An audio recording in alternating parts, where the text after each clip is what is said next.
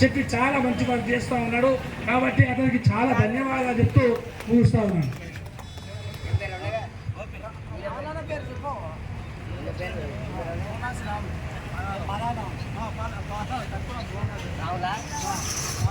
రాహులన్న తాను ఎంతో అమూల్యమైన సందేశాన్ని ఇచ్చిర్రు.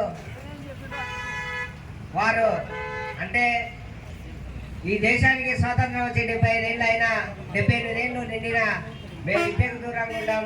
అనేక రకాలుగా ఆర్థిక అసమానతలతో ఉన్నాం. మేము ఇంకా ధనికుడు అవుతుండే బీదవాడుగా అవుతున్నాడు. అసలు భారతదేశంలో మేము మనుషులమా కామా అనే విధంగా ఒక బహుజన గొంతుక అన్న చాలా గొప్ప సందేశాన్ని ఇచ్చారు. వారికి ప్రత్యేకమైన అభినందనలు జేబీఎం తెలియజేసుకుంటున్నాం. ఇవాళ భారతదేశానికి స్వాతంత్రం వచ్చి 78 ఏళ్ళు నిండింది. అయినా మా తాతలు ముత్తాతల 500 ఏళ్ల నుంచి మేము బానిసలా ఉన్నాం.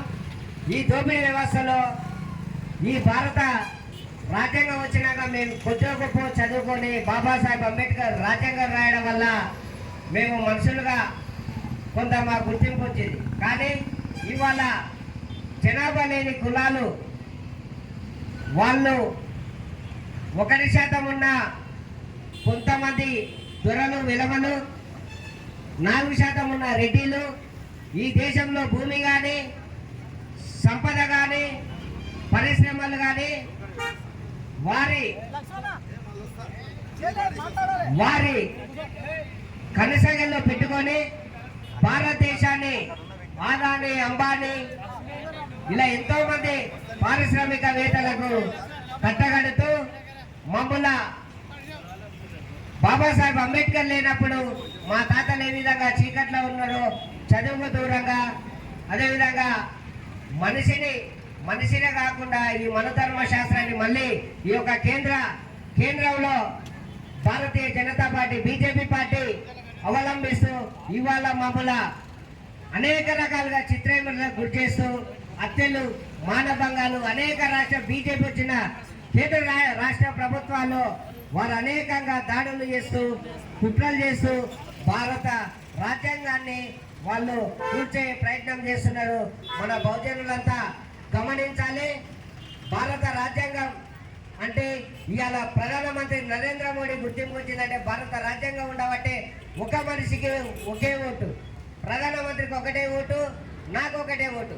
కానీ వాళ్ళు ఇవాళ ఓటు చోరీతోటి వాళ్ళు ఓట్లను దండుకొని గత 15 సంవత్సరాల నుంచి మా బహుజనులు అనేక రకాలుగా చిత్రహింసలకు గురి చేస్తున్న ఈ బీజేపీ ప్రభుత్వాన్ని వచ్చే ఎన్నికల్లో గద్దె దింపి ఈ మనధర్మ శాస్త్రాన్ని ఫాలో అవుతున్న వారందరికీ తగిన విధంగా మేము ఈ వేదిక నుంచి డిమాండ్ చేస్తున్నాం. అదేవిధంగా ఈ రాష్ట్రంలో ఉన్న రాష్ట్ర ప్రభుత్వం, కాంగ్రెస్ ప్రభుత్వం ఈ శీతాకాల సమావేశాల్లో కేంద్ర ప్రభుత్వానికి పంపాలి. అదేవిధంగా కేంద్రంలో ప్రతిపక్షం ఉన్న Congress party Mallikarjuna Kharge Congress party president, అదేవిధంగా రాహుల్ గాంధీ వీరు దృష్టికి తీసుకుపోయి శీతాకాల సమావేశాల్లో మాకు రిజర్వేషన్లు కల్పించి విద్యా ఉద్యోగ రాజకీయ రంగాల్లో మా వాటాను మాకు దక్కే విధంగా చేయాలని ఈ రాష్ట్రంలో మేము 1,000 మంది ఉండి కనీసం మాకు ఇవాళ ఇల్లు లేవు, బాత్రూములు లేవు, అనేక రకాలుగా మేము ఇంకా పేదరికానికి ఇంకా మేము మాకు స్వతంత్రం వచ్చిందా రాలేదనే ప్రాథమిక హక్కులు కూడా మేము పొందలేకపోతున్నాం. కాబట్టి భారత రాజ్యాంగం వచ్చినా కూడా మేము మనుషులమా కాదనేది మేము వేదిక నుండి డిమాండ్ చేస్తున్నాం.